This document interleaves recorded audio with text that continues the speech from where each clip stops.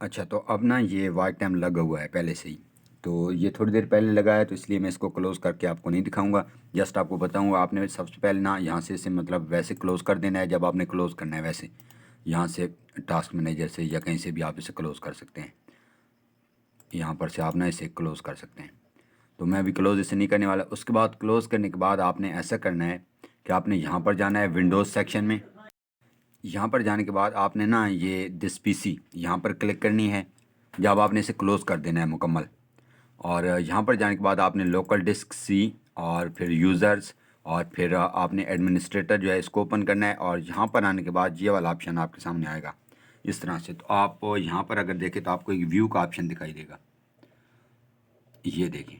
यहाँ पर आपने करना है क्लिक और यहाँ पर जो है ना हिडन फाइल्स उनको आपने शो कर देना है। ये हिडन आइटम्स हैं, इनको आपने शो कर देना है। तो इस तरह से आपके सामने एक और नया फोल्डर जो है वो अपीयर होगा, जिसका नाम होगा ऐप डाटा। इस पर आपने क्लिक करनी है और यहाँ पर आपने लोकल में जाना है।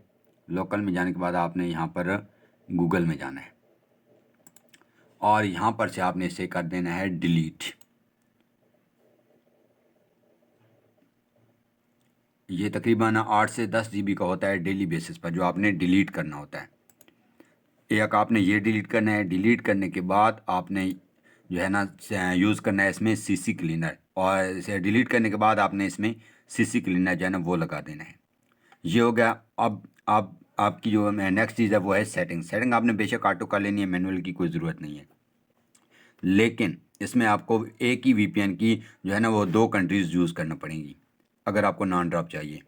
और वो भी आपको जो है ना 10 से 12 घंटे यूज़ करना है, इससे ज़्यादा यूज़ नहीं करना है। एक लिंक को 10 से 12 घंटे लगाना है, फिर उसी आरडीपी पर आपको दूसरा लिंक लगा लें, फिर 12 घंटे गुजरने के बाद या 10 घंटे जो नेक्स्ट हैं उसका क्लोज़ करके फिर इसका आप लगा सकते हैं। तो इसके बाद आपने यहाँ पर आना है जी। ये आपने ओपन करके रख लिया, इसको मिनिमाइज़ कर लिया। जब इससे ये सब क्लोज़ हो गए, सारी सेटिंग मुकम्मल होगी तब। तो अब हम देखते हैं हमारा इंस्टॉल एक्सटेंशन वाला। ये मिनिमाइज़ करके हमने रख लिया और अब हमने इसे ओपन कर लिया इंस्टॉल एक्सटेंशंस को। और अब आप यहाँ पर देखें कि हमने वीपीएन लगाया हुआ है सिंगापुर। आपने 2 कंट्रीज़ यूज़ करनी है, सिंगापुर और नेदरलैंड। मैं आपको जैसे कि दिखाता हूँ यहाँ पर अपने पहले क्रोम में, तो हम दोनों ही यूज़ करें और इन दोनों का रिज़ल्ट बेहतरीन है। यहाँ पर आप देख सकते हैं कि यहाँ पर जो कंट्री है वो सिंगापुर लगी हुई है। और यहाँ पर हम सेकंड को ओपन करके दिखाते हैं।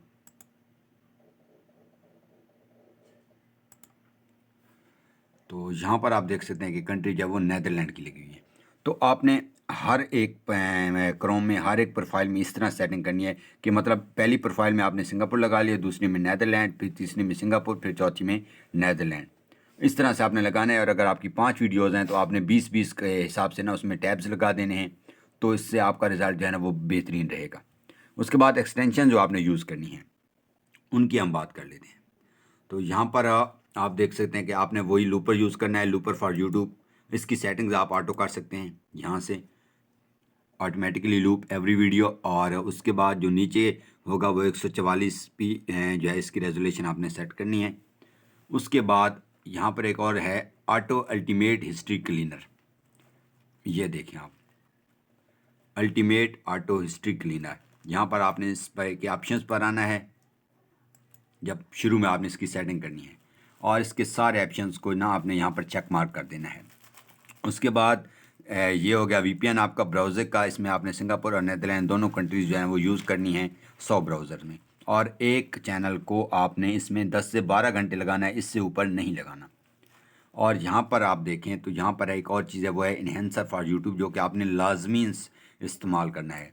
इसका जो है वो स्क्रिप्ट मैं आपको वो प्रोवाइड कर दूंगा। वैसे ही आपने इसके ऑप्शंस में आना है, जब आपने इसकी पहले सेटिंग करनी है। इसकी एक ही बार सेटिंग है और लूपर की भी एक ही बार की सेटिंग है और ऑटो अल्टीमेट हिस्ट्री की भी एक ही बार की सेटिंग है जो शुरू में हो जाएगी।